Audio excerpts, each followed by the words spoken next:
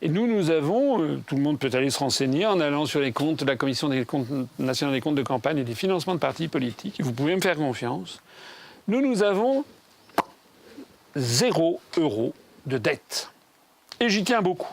Nous avons une gestion qui est extrêmement rigoureuse à l'Union populaire républicaine, avec un secrétaire général, Guillaume Serrano, une trésorière, Catherine Gargasson-Lassonnet, à qui je rends hommage à l'un et à l'autre.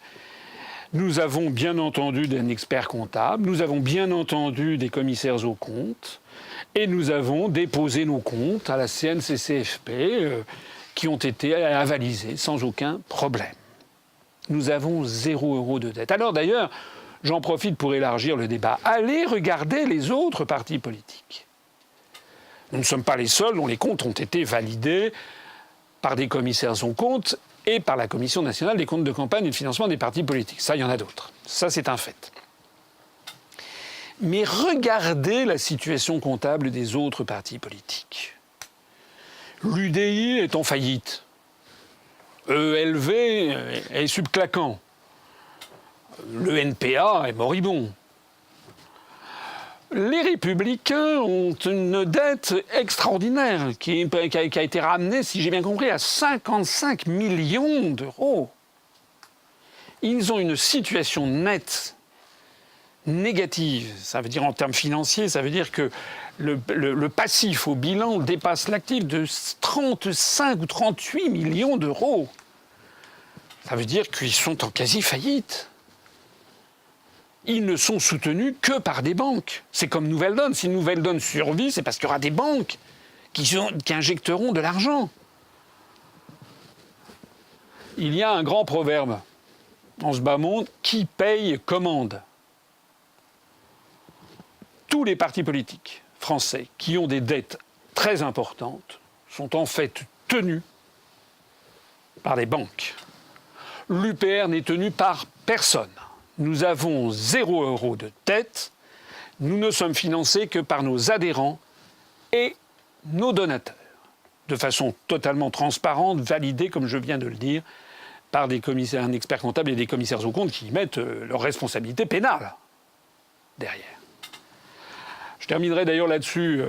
Il y a quelques jours, à la fin août, c'est passé assez inaperçu. C'était, je crois, le 31 août 2016. C'était le 50e anniversaire d'une déclaration qu'avait faite le 31 août 1966, je crois de mémoire, ou le 30 août, Charles de Gaulle, qui était à l'Élysée. Alors je n'ai pas le verbatim précis à l'esprit, mais j'ai très exactement précis à l'esprit ce qu'il avait dit. Ce jour-là, il avait expliqué à ses ministres que la France venait de rembourser son dernier franc de dette extérieure. Et il avait dit maintenant, la France n'a plus de dette extérieure, nous sommes redevenus un pays libre et souverain. Que tous ceux qui m'écoutent méditent cela. Nous voulons rendre à la France sa liberté et sa souveraineté. Mais la gestion même de l'UPR montre que nous arriverons, lorsqu'on sera au pouvoir, à rendre à la France sa liberté. Pourquoi ? Parce que tout simplement, je gérerai la France comme je gère l'UPR.